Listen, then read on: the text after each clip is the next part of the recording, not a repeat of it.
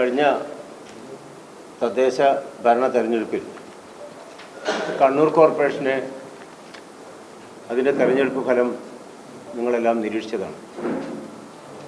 കേരളത്തിൽ ഏറ്റവും നല്ല വിജയം കഴിഞ്ഞ ഭരണം ഉണ്ടായിട്ടും ആ ഭരണത്തിൻ്റെ തുടർച്ചയായിട്ട് 2 സീറ്റ് അധികം നേടിയിട്ടാണ് ഐക്യജനാധിപത്യ മുന്നണി ഈ തെരഞ്ഞെടുപ്പിൽ വിജയിച്ചത്. ഈ അഭിമാനകരമായ വിജയം സമ്മാനിച്ച കണ്ണൂർ കോർപ്പറേഷൻ പരിധിയിലെ നല്ലവരായ സമ്മതിദായകരോട് ഞങ്ങൾക്കുള്ള കൃതജ്ഞത ആദ്യമായിട്ട് രേഖപ്പെടുത്തുകയാണ്. പ്രത്യേകിച്ച് തെരഞ്ഞെടുപ്പ് എന്നൊക്കെ പറയുന്നതിനകത്ത് എല്ലാ മൂല്യങ്ങളും കാറ്റിൽ പറത്തി കോർപ്പറേഷൻ ഭരണസമിതിക്കെതിരെ പ്രചണ്ഡമായി നിരന്തരമായ പ്രചരണം, പ്രത്യേകിച്ച് ഭരണസമിതിയുടെ പ്രവർത്തനങ്ങളെ അതിലിടപെടുകയും നിരീക്ഷിക്കുകയും ചെയ്യുന്നത് കോർപ്പറേഷൻ കൗൺസിലിലെ അംഗങ്ങളാണ്. എന്നാൽ കോർപ്പറേഷൻ കൗൺസിലിലെ അംഗങ്ങളായിട്ടുള്ള ആളുകൾ, അത് CPM-ൻ്റെ ജില്ലാ സെക്രട്ടേറിയറ്റ് അംഗമായിട്ടുള്ള സുകന്യ ടീച്ചറാണ് പാർട്ടി നേതാവ്. അവരുൾപ്പെടെയുള്ള ആളുകൾ അത്തരം ആരോപണങ്ങൾ ഭരണസമിതിക്കെതിരെ ഉന്നയിച്ചിട്ടില്ല. എന്നാൽ CPM-ൻ്റെ ജില്ലാ സെക്രട്ടറിയുടെ തന്നെ നേതൃത്വത്തിൽ കോർപ്പറേഷൻ ഭരണസമിതിക്കെതിരെ കുറേ മുമ്പ് തന്നെ ഞങ്ങളിത് എങ്ങനെയെങ്കിലും പിടിച്ചെടുക്കും എന്ന വാശിയോടുകൂടി നട്ടാൽ നടക്കാത്ത നുണകൾ പ്രചരിപ്പിച്ചാണ് ഭരണസമിതിക്കെതിരെ സമരത്തിനും അതുപോലെ തന്നെ പ്രചരണത്തിനും കൂപ്പ് കൂട്ടിയത്. അതൊന്നും ഫലിക്കുന്നില്ല എന്ന് വന്നപ്പോഴാണ് അവസാന ഘട്ടത്തിൽ ഞങ്ങൾ മുന്നോട്ട് വെച്ചത് മുഴുവൻ വികസനങ്ങളാണ്, ചെയ്ത കാര്യങ്ങൾ, കഴിഞ്ഞ 5 വർഷത്തിനിടയിൽ ചെയ്ത നല്ല കാര്യങ്ങൾ, അതിൻ്റെ ഗുണഭോക്താക്കളായ ജനങ്ങൾ എല്ലാ തലത്തു നിന്നും ഭരണസമിതിയെ ശ്ലാഘിക്കുന്ന പ്രവർത്തനങ്ങൾ ഉണ്ടായപ്പോൾ അതിനെതിരെയുള്ള ഒരു പ്രവർത്തനം എത്രയായാലും വിജയിക്കില്ല എന്ന് ബോധ്യമായപ്പോഴാണ് പിന്നീട് അവസാനത്തെ ഘട്ടത്തിൽ ഒരു AI വീഡിയോയുമായിട്ട് ജനങ്ങളെ പറ്റിക്കാൻ വേണ്ടി ഇറങ്ങിയത്.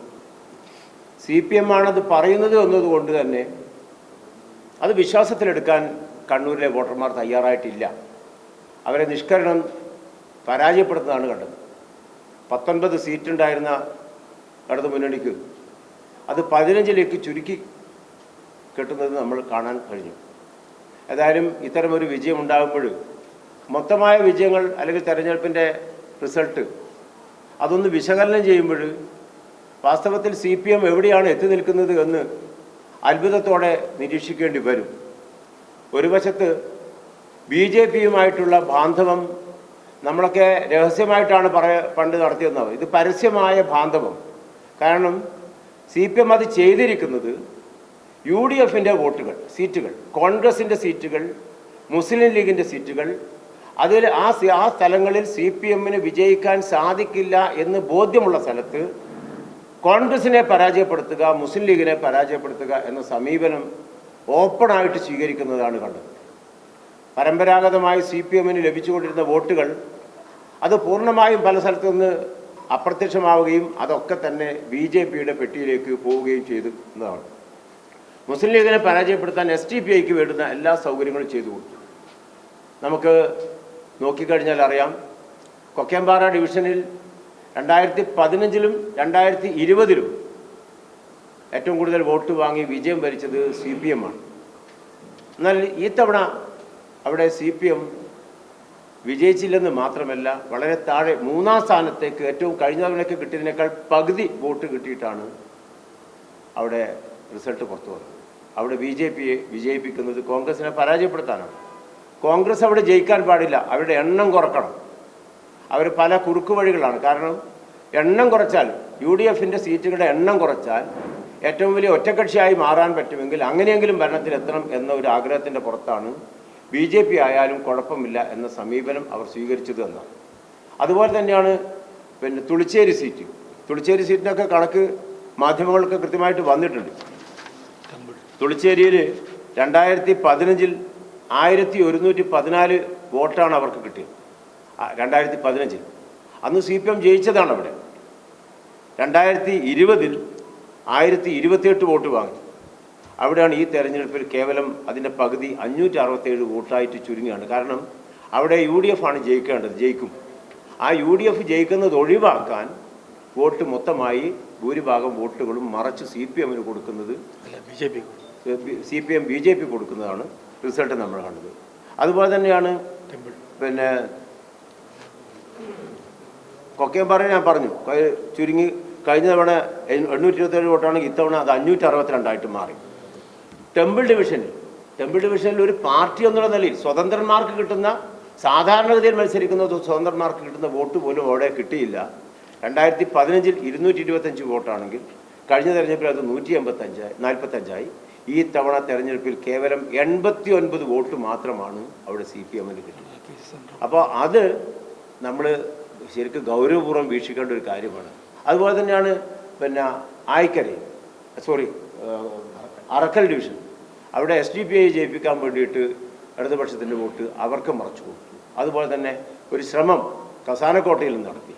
അപ്പോൾ ഇതൊക്കെ ബോധപൂർവം തന്നെ CPM ഹൈന്ദവ വർഗീയതയെ ഒരു വശത്ത് പ്രോത്സാഹിപ്പിക്കുന്നു, മറുവശത്ത് മുസ്ലിം വർഗീയതയെ പ്രോത്സാഹിപ്പിക്കുന്നു. ഇവരിപ്പോൾ ഏത് സമീപനമാണ് ഓരോ ഘട്ടത്തിലും സ്വീകരിക്കുന്നത് എന്ന് മുൻകൂട്ടി പറയാൻ പറ്റാത്ത തരത്തിൽ രാഷ്ട്രീയമായ പാപ്പരത്വത്തിലേക്ക് അവർ നീങ്ങിക്കൊണ്ടിരിക്കുന്നു എന്നതാണ് ഈ തെരഞ്ഞെടുപ്പിൻ്റെ ഒരു ഫലം. നമുക്കെതിരെ നടത്തിയ പ്രചരണങ്ങളൊക്കെ നിങ്ങൾ കണ്ടു. അഴിമതിയായിരുന്നു പ്രശ്നം. ആ അഴിമതിയൊക്കെ പറയുമ്പോൾ അത് കണ്ണൂർ കോർപ്പറേഷൻ അങ്ങനെ ഉണ്ടെങ്കിൽ ഞാൻ പല ഘട്ടങ്ങളിൽ പറഞ്ഞു, അതിൻ്റെ വക്താക്കളല്ല, ഞങ്ങൾ വികസനത്തിൻ്റെ വക്താക്കളാണ്. ഗവൺമെൻറ് നിർദ്ദേശിച്ച പല കാര്യങ്ങളും ഭംഗിയായി നടപ്പാക്കിയ ഒരു കോർപ്പറേഷൻ ഭരണസമിതിയായിരുന്നു കണ്ണൂർ കോർപ്പറേഷൻ. ആ ഭംഗിയായി നടപ്പാക്കിയതിന് മന്ത്രിമാരുൾപ്പെടെ വന്ന് നമുക്ക് അഭിനന്ദനങ്ങൾ രേഖപ്പെടുത്തിയിട്ടുണ്ട്. മന്ത്രിമാർ അതിനുശേഷം നടത്തിയ പല സംസ്ഥാനതല യോഗങ്ങളിലും കണ്ണൂർ കോർപ്പറേഷനാണ് നടപ്പാക്കിയിട്ടുള്ളത്. മാലിന്യ ട്രീറ്റ്മെൻറ്റ് പ്ലാന്റ് മഞ്ചപ്പാലത്തെ ആ പ്ലാന്റിനെതിരെ നിരന്തരമായിട്ട് പിന്നെ CPMൻ്റെ ജില്ലാ സെക്രട്ടറിയുടെ നേതൃത്വത്തിൽ തന്നെ അവിടെ പോയി സമരം നടത്തി. ആ പ്ലാന്റ് മോശമെന്നല്ല, പഠനത്തോടിലൂടെ മലിനജലം ഇപ്പോഴും ഒഴുകുന്നു എന്നുള്ളതാണ്. ആ മലിനജലം ഒഴുകുന്നത് എന്തുകൊണ്ടാണ്? നഗരത്തിലെ എല്ലാ വീടുകളെയും ആ നെറ്റ്വർക്കിൻ്റെ കീഴിലേക്ക് കൊണ്ടുവരാൻ കഴിഞ്ഞിട്ടില്ല. ഒരു പ്രവൃത്തി പുതുതായിട്ട് ആരംഭിക്കുമ്പോൾ അതിൻ്റെ നെറ്റ്വർക്ക് പിന്നീട് ഘട്ടം ഘട്ടമായിട്ടാണ് ഉണ്ടാവുക. ആ നെറ്റ്വർക്ക് 2 ഡിവിഷനിലെ വീടുകളിൽ നിന്നുള്ള ഉൾപ്പെടെയുള്ള മലിനജലം ഈ നെറ്റ്വർക്കിലേക്ക് കൊണ്ടുവരാൻ പൂർണ്ണമായി കഴിഞ്ഞാൽ മാത്രമേ പഠനത്തോട് ശുചിയാവുകയുള്ളൂ. EP ലത മേയറായിരിക്കുമ്പോൾ ആരംഭിച്ച അല്ലെങ്കിൽ ആലോചിച്ച ഒരു പ്രോജക്റ്റാണ്. അത് നടപ്പാക്കിയില്ല. ആ നടപ്പാക്കാത്ത സമയത്ത് ഞങ്ങളത് വന്നപ്പോൾ അത് ഉത്തരവാദിത്വത്തോടെ ഏറ്റെടുത്തു. പക്ഷെ അന്ന് ആ വീടുകളിൽ കയറിപ്പോയി മുനിസിപ്പാലിറ്റിയുള്ള സമയത്ത് ഒരു അഴുക്കുചാൽ പദ്ധതി ഉണ്ടായില്ല, മലിനജലം ഒഴുക്കി വിടുന്നു. ആ മലിനജലത്തിനെതിരെ ഞങ്ങളിതാ പ്ലാന്റ് കൊണ്ടുവരാൻ പോകുന്നു എന്ന് വീടുകളിൽ കയറി പ്രചരണം നടത്തിയ ആളുകൾ അവർ ചെയ്യാതെ ഞങ്ങളത് ഏറ്റെടുത്ത് നടപ്പാക്കുമ്പോൾ അവിടെ വീടുകളിലൊക്കെ പോയി പ്രചരണം നടത്തിയത് ഈ പ്ലാന്റ് വന്നാൽ നമുക്ക് ദോഷമാണ് എന്നാണ്. പക്ഷേ ഗവൺമെൻറ് ആദ്യമേ തീരുമാനമെടുത്തിരുന്നു. അതുകൊണ്ട് ജില്ലയിലെ ഭരണകൂടം നമുക്കത് മുന്നോട്ട് കൊണ്ടുപോകാൻ എല്ലാ പിന്തുണയും നൽകിയപ്പോഴാണ് അത് പൂർത്തീകരിക്കാൻ കഴിഞ്ഞത്. അതായത് ഞങ്ങളത് പൂർത്തീകരിച്ചു. ഇന്ന് പോയാലും മാധ്യമപ്രവർത്തകർക്ക് കാണാൻ പറ്റും, പ്ലാന്റിലേക്ക് എത്തുന്ന മലിനജലം ട്രീറ്റ് ചെയ്ത് ശുദ്ധജലമാണ് പുറത്തേക്ക് വിടുന്നത്. ആ മലിനജല ട്രീറ്റ്മെൻറ്റ് പ്ലാന്റിന് യാതൊരു ബുദ്ധിമുട്ടും ഇല്ല. നല്ല നിലയിൽ തന്നെ പ്ലാന്റുകൾ പ്രവർത്തിക്കുന്നു. ആ പ്ലാന്റിനെതിരെയാണ് പ്ലാന്റ് മോശമാണെന്ന് പറയുന്നത്. പ്ലാന്റ് അല്ല മോശം, അവിടെ പഠനത്തോടിൽ ഇപ്പോഴും മലിനജലം എത്തുന്നു. ആ എത്തുന്നതിൻ്റെ സോഴ്സാണ് ഏതാ സോഴ്സ്? ഇവിടെ സമരം നടത്തുന്ന ആളുകൾ നിയന്ത്രിക്കുന്ന കോഫി ഹൗസ് ഉൾപ്പെടെയുള്ള പ്രധാനപ്പെട്ട സ്ഥാപനങ്ങൾ ഇപ്പോഴും ഇതിനകത്തെല്ലാം മലിനജലം ഓടയിലേക്കാണ് വിടുന്നത്. അപ്പോൾ അത് ഘട്ടം ഘട്ടമായി ലഘൂകരിച്ച് അതുപോലെ തന്നെ അത്തരം സ്ഥാപനങ്ങൾ നിയന്ത്രിച്ച് അവർക്ക് സ്വന്തമായി സൗകര്യമുള്ള ആളുകൾ മലിനജല ട്രീറ്റ്മെൻറ്റ് പ്ലാന്റ് തന്നെ ആരംഭിച്ച് മുന്നോട്ട് പോയാൽ മാത്രമേ അവർക്ക് സ്വന്തമായ പ്ലാന്റ് ഉണ്ടാകണം. അത് നിയന്ത്രിക്കാൻ വേണ്ടി കഴിയും. ഏതായാലും ഇപ്പോഴും ആ പ്ലാന്റ് നന്നായിട്ട് പ്രവർത്തിക്കുന്നു. മൾട്ടി ലെവൽ കാർ പാർക്കിനെ കുറിച്ച് പറഞ്ഞ് നമുക്കറിയാം. കഴിഞ്ഞ ദിവസം അതിൻ്റെ ഉദ്ഘാടന ചടങ്ങിൽ വന്ന് ഏറ്റവും നല്ലതാണിത്, കണ്ണൂരിന് മുമ്പേ വരേണ്ടതാണെന്ന് ആശംസ അർപ്പിച്ച OK വിനീഷ് അവിടെ ഒരു മാധ്യമങ്ങളോട് പറഞ്ഞത്, ഒരു കാർ അതിന് മുകളിൽ കയറിയാൽ നിങ്ങൾ പറയുന്ന ജോലി ഞാൻ ചെയ്യാം, ഞാൻ എൻ്റെ രാഷ്ട്രീയ പണി നിർത്താം എന്നാണ് പറഞ്ഞത്. അദ്ദേഹം നിർത്താൻ തയ്യാറുണ്ടെങ്കിൽ അവിടെ വന്നാൽ കാണിച്ചു കൊടുക്കാം. ഏറ്റവും ഒടുവിലായി സൂപ്പർ ലീഗ് നടന്ന ദിവസം 102 വാഹനങ്ങളാണ് അവിടെ കയറിയത്. ആ വാഹനം ഇപ്പോഴും കയറുന്നുണ്ട്. കാലത്തൊക്കെ പോയി കഴിഞ്ഞാൽ 1ാമത്തെയും 2ാമത്തെയും നിലയിൽ, കൃത്യമായി 3ാമത്തെയും നിലയിൽ ഉൾപ്പെടെ വാഹനങ്ങൾ അവിടെ പാർക്ക് ചെയ്യുന്നുണ്ട്. പക്ഷെ അത് പൂർണ്ണമായ വിജയത്തിലേക്ക് എത്തണം. ആ പൂർണ്ണമായ വിജയത്തിലേക്ക് എത്തണമെങ്കിൽ പോലീസിൻ്റെ സഹായം വേണം. കാരണം അവിടെ ആ ഏരിയയിൽ അത് ഭാഗത്ത് നോ പാർക്കിംഗ് സോണാക്കി മാറ്റി ഗതാഗതക്കുരുക്കില്ലാത്ത രൂപത്തിൽ റോഡ് സൈഡിലെ വാഹനങ്ങൾ അവിടെ നിർത്തിയിടാൻ പാടില്ല എന്ന തീരുമാനവും, നിർത്തിയിട്ടാൽ പിഴ ഈടാക്കുന്ന ഉൾപ്പെടെയുള്ള തീരുമാനങ്ങൾ കൈക്കൊണ്ടാൽ ആ വാഹനങ്ങൾ മുഴുവൻ ഈ മൾട്ടി ലെവൽ കാർ പാർക്കിങ്ങിലേക്ക് വരും. അത് ഏറ്റവും നല്ല സക്സസ് പ്രോജക്റ്റായിട്ട് മാറും. അത് കാലതാമസം ഉണ്ടായിരുന്നു. അത് സർക്കാർ അതിൻ്റെ എസ്റ്റിമേറ്റ് റിവൈസ് ചെയ്യുന്നതിന് അംഗീകാരം തരാൻ 1.5 വർഷം കാലതാമസം ഉണ്ടായത് കൊണ്ടാണ്. അതുപോലെ തന്നെയാണ് പയ്യാമ്പലത്തെക്കുറിച്ചാണ് ആക്ഷേപം പറഞ്ഞത്. പയ്യാമ്പലത്ത് എന്താണ് അവസ്ഥ? പയ്യാമ്പലം നവീകരണ പ്രവൃത്തി KM ഷാജി MLA ആയിരുന്ന സമയത്ത് അനുവദിച്ച 3 കോടി രൂപ ഇപ്പോഴും അവിടെ കിടക്കുന്നു, ഡെഡ് മണി പോലെ. ഞങ്ങളതിന് പ്രോജക്റ്റ് ഉണ്ടാക്കി. ഗവൺമെൻറ് CRZ അനുമതി വേണം. Kerala coastal zone management authority KCZMA അവരാണ് അനുമതി തരേണ്ടത്. സംസ്ഥാന ഗവൺമെൻറ്റിൻ്റെ കീഴിലാണ്. ഞങ്ങളതിന് പിറകിൽ 4 വർഷമായി ഇതുവരെ അംഗീകാരം തന്നിട്ടില്ല. കഴിഞ്ഞ ഒരു മാസം മുമ്പേ അതിൻ്റെ ഏകദേശം ഭാഗികമായ അംഗീകാരം നൽകിയിട്ടുണ്ട്. അത് പൂർണ്ണമായി കഴിഞ്ഞാൽ ആ പ്രവൃത്തി ആരംഭിക്കാൻ പറ്റും. ഏറ്റവും മനോഹരമായ ടൂറിസം സ്പോട്ടാണത്. അതിന് ഇണങ്ങുന്ന വിധത്തിൽ നിർമ്മാണ പ്രവർത്തനം നടത്താൻ പറ്റും. അപ്പം ഞങ്ങൾക്കെതിരെ അത്തരം ആരോപണങ്ങൾ ഉന്നയിച്ചാൽ അത് വിശ്വസിക്കുന്നവരല്ല കണ്ണൂരിലെ പ്രബുദ്ധമായ ജനത എന്നുള്ളതാണ് മനസ്സിലാക്കേണ്ടത്. CPM-ഉം അതുപോലെ തന്നെ BJP-യും ചേർന്ന് ഒരുപാട് പ്രത്യാരോപണങ്ങൾ, മാധ്യമങ്ങളിലെ ചർച്ചകളൊക്കെ തന്നെ ഭാഗവാക്കായവരാണ് നമ്മൾ. നിങ്ങളത് കണ്ടവരാണ്. എല്ലാ മാധ്യമ ചർച്ചകളിലും തെരഞ്ഞെടുപ്പുമായി ബന്ധപ്പെട്ട ഓപ്പൺ ഫോറത്തിലൊക്കെ ഉള്ള ഡിബേറ്റിനകത്ത് CPM-ഉം BJP-യും ഉപയോഗിച്ച വാക്കുകൾ പോലും സമാനമായ വാക്കുകളാണ് കോർപ്പറേഷൻ ഭരണസമിതിക്കെതിരെ. ഏതായാലും CPM-ൻ്റെ ആ ഒരു നിലപാട് കൊണ്ട് BJP-യുടെ സീറ്റ് 1 നിന്നും 4 വർദ്ധിപ്പിക്കാൻ CPM-ന് കഴിഞ്ഞു. CPM തന്നെയാണ് അതിന് നേതൃത്വം കൊടുത്തത്. അതുപോലെ തന്നെ CPM അവിടെയൊക്കെ താഴോട്ട് പോയി. അവരുടെ വോട്ടിങ്ങിൻ്റെ കണക്ക് നിങ്ങൾ നോക്കിയാൽ മതി. പിന്നെ ഇത്തവണ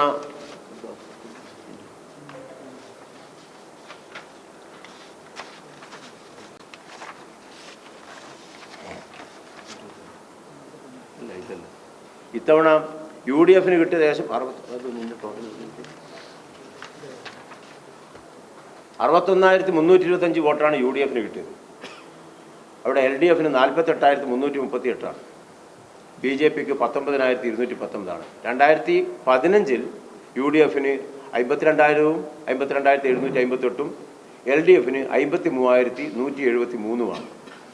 BJP-ക്ക് അന്ന് 13,614ആണ്. BJP നടന്നൊരു പ്രചരണം അവർക്ക് കഴിഞ്ഞ തവണ 8,000 ചില്ലറ വോട്ടായിരുന്നു. ഇത് 19,000-ആയി വർദ്ധിച്ചു എന്നൊക്കെയാണ്. ഇവർ കണക്കുകൾ ആരുടെയും കൈവശമില്ല എന്ന രൂപത്തിൽ വ്യാജമായ പ്രചരണങ്ങളാണ് നടത്തുന്നത്. കഴിഞ്ഞ ദിവസം ഒരു പ്രധാനപ്പെട്ട ഒരാൾ, CPM-ൻ്റെ ഒരാൾ, ഈ UDF-ന്റെ 4 കോർപ്പറേഷൻ വിജയിച്ചതിനെക്കുറിച്ച് അവർ നടത്തിയ ക്യാപ്സൂളിനകത്ത് കണ്ടു. അതായത് 2010 തെരഞ്ഞെടുപ്പായിട്ട് റിസൾട്ടുമായിട്ട് താരതമ്യം ചെയ്തു. അന്ന് കേരളത്തിലെ 6 കോർപ്പറേഷനിൽ 5 കോർപ്പറേഷൻ UDF-നാണ് കിട്ടിയത്. ആ വിജയവുമായി താരതമ്യം ചെയ്യുമ്പോൾ ഇപ്പോഴത്തേത് ഒരു വലിയ വിജയമല്ല എന്ന രൂപത്തിലൊക്കെയുള്ള ഒരു ക്യാപ്സൂളാണ് പാർട്ടി സഖാക്കന്മാരായ ആളുകൾ ഇറക്കിയിരിക്കുന്നത്. പക്ഷേ 2010 കണ്ണൂർ കോർപ്പറേഷൻ വന്നിട്ട് പോലും ഇല്ല. അന്ന് 5 കോർപ്പറേഷനേ ഉള്ളൂ. അത് ഇല്ലാതെ എഴുതി പിടിപ്പിച്ചതാണ് 6-ൽ 5. ആ നിലയിലല്ല. അന്ന് 3 കോർപ്പറേഷനാണ് UDF-ന് കിട്ടിയത്. ഏതായാലും 2020 59,081 വോട്ടാണ് UDF-ന്. LDF-ന് 54,200ആണ്. BJP-ക്ക് 16,000-ഓളം വോട്ടാണ്. ഇത്തവണ ആ 59 മാറി 61,325 വോട്ടായി UDF-ന്റെ വോട്ട് ഘട്ടം ഘട്ടമായി 2015-ലുള്ളതിനേക്കാൾ 7,000-ഓളം വോട്ട് വർദ്ധിച്ചു. 2020 25-ൽ 61,325 അത് വർദ്ധിച്ചു. ഇപ്പോഴത് LDF-നെ സംബന്ധിച്ചിടത്തോളം 48,338 താഴോട്ടേക്ക് വരികയാണ് ചെയ്തത്. അതുപോലെ തന്നെ BJP-ക്ക് ഏകദേശം 19,219 ഉയരുകയും ചെയ്തു. അപ്പോൾ അത് CPM നടത്തിയ പ്രചരണങ്ങൾ, അതുപോലെ തന്നെ ഗവൺമെൻറ്റിൻ്റെ നമുക്കറിയാം സ്വർണ്ണപ്പാളി ഉൾപ്പെടെയുള്ള വിവാദങ്ങൾ മാത്രമല്ല, ഭരണപരാജയവും ജനങ്ങൾക്ക് സർക്കാരിൽ നിന്നുള്ള ദ്രോഹങ്ങളും ജനങ്ങളുടെ ക്ഷേമ പ്രവർത്തനങ്ങളൊക്കെ തന്നെ കാണിക്കാത്ത താല്പര്യമൊക്കെ തന്നെ ജനങ്ങൾ വളരെ ഗൗരവപൂർവ്വം വീക്ഷിച്ചിട്ടുണ്ട്. ഏതായാലും അതാണ് നമുക്കുണ്ടായിരുന്ന ഈ തെരഞ്ഞെടുപ്പിൽ നമുക്ക് അനുകൂലമായിട്ടുള്ള വിഷയങ്ങൾ. ഏതായാലും പ്രധാനമായിട്ടുള്ളൊരു കാര്യം, ഈ പ്രചരണങ്ങൾക്കൊക്കെ തന്നെ നേതൃത്വപരമായ പങ്ക് വഹിച്ചത് ജില്ലയിൽ ഒരുപാട് തദ്ദേശ സ്ഥാപനങ്ങളുണ്ട്. പക്ഷേ ആ തദ്ദേശ സ്ഥാപനങ്ങളൊക്കെ ഉണ്ടായിട്ടും അതൊന്നും ശ്രദ്ധിക്കാതെ CPM-ൻ്റെ ജില്ലാ സെക്രട്ടറി നേരിട്ടാണ് കോർപ്പറേഷൻ പിടിക്കും എന്ന് പറഞ്ഞ് കോർപ്പറേഷനെതിരെ പ്രചരണം നടത്തിയത്. അഴിമതിയൊക്കെ പറയുമ്പോൾ അദ്ദേഹത്തിൻ്റെ കാര്യം കൂടി നമ്മളൊന്ന് പരാമർശിക്കുന്നത് നല്ലതാണ്. കാരണം കേരളത്തിൽ തന്നെ ഇത്രമാത്രം അധികാര ദുർവിനിയോഗം നടത്തുകയും അതുപോലെ തന്നെ ഒരു പാർട്ടിയുടെ ജില്ലാ സെക്രട്ടറി എന്നുള്ളതിൽ പാർട്ടിയുടെ തത്വങ്ങൾ ബലികഴിച്ചുകൊണ്ട് മുന്നോട്ട് പോവുകയും ചെയ്ത ഒരു നേതാവ് വേറെ ഉണ്ടാവില്ല എന്നതാണ് എനിക്ക് പറയാനുള്ളത്. കാരണം ഇപ്പം നമുക്ക് ഇന്നൊക്കെ മാധ്യമങ്ങളിൽ വന്നു വാർത്ത, അദ്ദേഹത്തിൻ്റെ സ്വന്തം ഗ്രാമപഞ്ചായത്താണ് മുണ്ടേരി ഗ്രാമപഞ്ചായത്ത്. ആ മുണ്ടേരി ഗ്രാമപഞ്ചായത്ത് വർഷങ്ങളായി CPM ആണ് ഭരിക്കുന്നത്. ഇപ്പോഴ് ഭരണം അവർക്കാണെന്ന് പറയാൻ കഴിയില്ല. 11 സീറ്റുകളിലേക്ക് അവിടുത്തെ റിസൾട്ട് വന്നിട്ടുണ്ട്, ഈക്വലാണ്. അവിടെ സാധാരണഗതിയിൽ CPM ഒരു നയം തീരുമാനിച്ചു. കാരണം കണ്ണൂർ കോർപ്പറേഷനകത്ത് കഴിഞ്ഞ 2 കോർപ്പറേഷൻ രൂപീകരിച്ചതിന് ശേഷമുള്ള 2 ഭരണസമിതികളിലും അംഗമായിരുന്നത് ഒരാൾ CPM പാർട്ടിയുടെ ലീഡറായിട്ടുള്ള ഏരിയ കമ്മിറ്റി അംഗം കൂടിയായിട്ടുള്ള രവീന്ദ്രനാണ്. അദ്ദേഹം ആദ്യം മത്സരിച്ച പൊടിക്കുണ്ട് ഡിവിഷൻ ഇത്തവണ ജനറലാണ്. പക്ഷേ അദ്ദേഹത്തിന് സീറ്റ് കൊടുത്തില്ല. അദ്ദേഹമാണ് ഏറ്റവും നന്നായിട്ട് വിഷയങ്ങൾ പഠിച്ച ഒരാൾ. ആ കൊടുക്കാതിരിക്കാൻ കാര്യം ചോദിച്ചപ്പോൾ മനസ്സിലാക്കിയൊരു കാര്യം, അത് 2 തവണയാണ് പാർട്ടിയുടെ നയം. ആ 2 തവണ എന്നുള്ള നയം പാർട്ടി കർശനമായി പാലിക്കുന്നത് കൊണ്ട് ആണ് കൊടുക്കാത്തത്. അഥവാ ഏതെങ്കിലും സാഹചര്യത്തിൽ അദ്ദേഹം അത്തരം വ്യക്തികൾ നിന്നാൽ മാത്രമേ വിജയിക്കൂ എന്നതാണ് എന്നതാണ് നിലയെങ്കിൽ അവിടെ മാത്രമേ പരിഗണിക്കൂ എന്നാണ്. എന്നാൽ മുണ്ടേരി ഗ്രാമപഞ്ചായത്തിൽ CPM ജില്ലാ സെക്രട്ടറിയുടെ അനുജൻ്റെ ഭാര്യ അനിഷ നിലവിലുള്ള പഞ്ചായത്ത് പ്രസിഡന്റാണ്. ആ അനിഷ ഇപ്പം മനസ്സിലാക്കേണ്ടത്, മുണ്ടേരി ഗ്രാമപഞ്ചായത്ത് നിലവിൽ വനിതാ സംവരണമാണ്. ആ വനിതാ സംവരണമായിട്ടുള്ള നിലവിലെന്ന് വെച്ചാൽ കഴിഞ്ഞ ഭരണസമിതി വനിതാ സംവരണമാണ് പഞ്ചായത്തിൻ്റെ പ്രസിഡന്റ്. 2 തവണയായിട്ട് മത്സരിച്ച് ജയിച്ച് 2ാമത്തെ തവണ പഞ്ചായത്ത് പ്രസിഡന്റ് ആളാണ് CPM ജില്ലാ സെക്രട്ടറിയുടെ ഭാര്യ അനിഷ. എന്നാൽ ഇത്തവണ പാർട്ടിയുടെ അനുജൻ്റെ ഭാര്യ പാർട്ടിയുടെ എല്ലാ തത്വങ്ങളും ബലികഴിച്ച് തീരുമാനങ്ങളും ബലികഴിച്ച് മറികടന്ന് അതേ അനുജൻ്റെ ഭാര്യയെ 3ാമത് സ്ഥാനാർത്ഥിയാക്കിയത്. 3ാമത് സ്ഥാനാർത്ഥിയാക്കുമ്പോൾ അനിഷയെ നിർത്തിയാൽ ജയിക്കുന്നില്ല. അനിഷ മുമ്പ് മത്സരിച്ച് ജയിച്ച സ്ഥലമാണ്. ഏകദേശം 50 വർഷത്തോളമായി CPM മാത്രം മത്സരിച്ച് ജയിക്കുന്ന പാർട്ടി ഗ്രാമം എന്നറിയപ്പെടുന്ന സ്ഥലത്ത്, KK രാഗേഷിന്റെ സ്വന്തം സ്ഥലത്ത് എല്ലാ തത്വങ്ങളും മറികടന്നുകൊണ്ട് 3ാമത്തെ ടേമിൽ ആ അനിഷക്ക് വീണ്ടും സീറ്റ് കൊടുത്തു. ആ സീറ്റ് കൊടുക്കുമ്പോൾ മനസ്സിലാക്കേണ്ട ഒരു കാര്യം, ആ പഞ്ചായത്ത് ഇത്തവണയും വനിതാ സംവരണമാക്കി തന്നെ നിലനിർത്തി. ഞാൻ തെരഞ്ഞെടുപ്പ് കമ്മീഷനുമായി ബന്ധപ്പെട്ട ആളുകളിൽ അന്വേഷിച്ചപ്പോൾ സാധാരണഗതിയിൽ അങ്ങനെ ഒരു കീഴ്വഴക്കമില്ല. ഇത് നറുക്കിട്ടിട്ടല്ല തീരുമാനിക്കുന്നത്. അപ്പോൾ തെരഞ്ഞെടുപ്പ് കമ്മീഷൻ നേരിട്ടാണ്. ഇപ്പോൾ നമുക്ക് കോർപ്പറേഷൻ 3 വനിത 3 ജനറൽ, അത് അങ്ങോട്ടും ഇങ്ങോട്ടും മാറി വരും. അതുപോലെ തന്നെ ഗ്രാമപഞ്ചായത്തിലും അത് തന്നെയാണ് സ്ഥിതി. അതിനകത്ത് ഒരു തീരുമാനം വരുന്നത് ജനങ്ങളുടെ പോപ്പുലേഷൻ നോക്കി ആ പോപ്പുലേഷൻ്റെ പട്ടികജാതി പട്ടികവർഗ തീരുമാനങ്ങൾ വരുമ്പോൾ ഏറ്റവും കൂടുതലുള്ള സ്ഥലങ്ങളിലേക്ക് അത് മാറി വരും. പക്ഷേ ഈ വനിതാ സംവരണത്തിൻ്റെ കാര്യത്തിൽ അങ്ങനെയല്ല. ഇതേ പഞ്ചായത്ത് കഴിഞ്ഞ തവണ വനിതയായിട്ടും ഇത്തവണ വീണ്ടും വനിതയായിട്ട് മാറ്റിയത് അദ്ദേഹത്തിൻ്റെ സ്വന്തം അനുജൻ്റെ ഭാര്യയെ വീണ്ടും പഞ്ചായത്ത് പ്രസിഡൻ്റാക്കാൻ വേണ്ടിയിട്ടാണ്. ആ പഞ്ചായത്ത് പ്രസിഡൻ്റാക്കാൻ വേണ്ടിയിട്ടുള്ള തീരുമാനം എടുത്തപ്പോഴാണ് പാർട്ടി ഗ്രാമത്തിൽ പാർട്ടി സഖാക്കൾ തന്നെ ആ അനിഷയെ തോൽപ്പിച്ചത്. അത് മനസ്സിലാക്കണം. അതിൻ്റെ പിറകിലും ചില കാര്യങ്ങളുണ്ട്. നമുക്കറിയാം, കേരളത്തിലെ താജ്മഹൽ എന്നൊക്കെ വിശേഷിപ്പിക്കുന്ന Munderi government higher secondary school നിങ്ങൾ പോയി കാണാൻ പറ്റും. ആ സ്കൂളിൽ വികസന പ്രവർത്തനം നടത്തുന്നത് ഞങ്ങൾ എതിരല്ല. ഇത് വിവാദവുമായി ബന്ധപ്പെട്ട് മേയർ നടത്തിയ പത്രസമ്മേളനം, ആ മേയർ നടത്തിയ പത്രസമ്മേളനത്തിൽ മുണ്ടേരി ഹൈസ്കൂളിൽ നടത്തിയത് അന്വേഷിക്കണം എന്നൊരു വാക്ക് പറഞ്ഞപ്പോൾ അദ്ദേഹത്തിൻ്റെ നിർദ്ദേശപ്രകാരം മുണ്ടേരി ഹയർ സെക്കൻഡറി സാധാരണഗതിയിൽ ഒരു ജനപ്രതിനിധി ഒരു വിഷയം ജനങ്ങളുടെ മുമ്പാകെ പറഞ്ഞാൽ ഉദ്യോഗസ്ഥന്മാരായ ആളുകൾ പത്രസമ്മേളനം നടത്താറില്ല.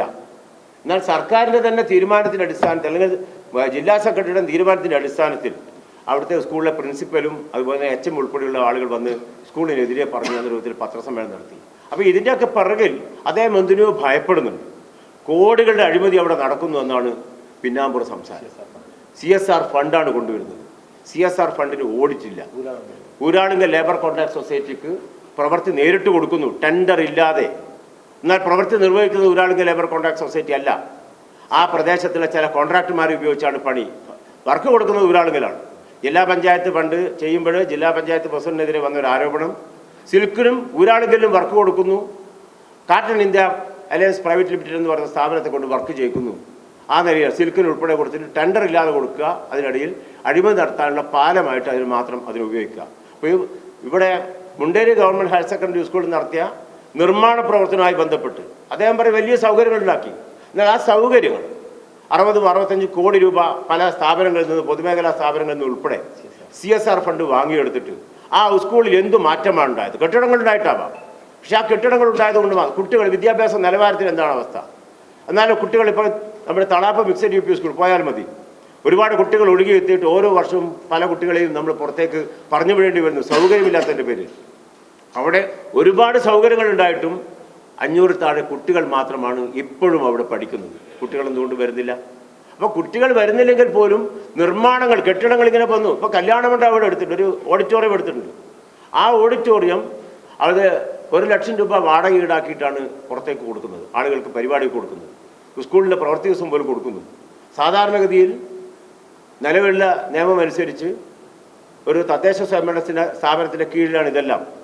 കോർപ്പറേഷൻ, മുനിസിപ്പാലിറ്റി ആണെങ്കിൽ എല്ലാ വിദ്യാഭ്യാസ സ്ഥാപനവും അതിൻ്റെ കീഴിലാണ്.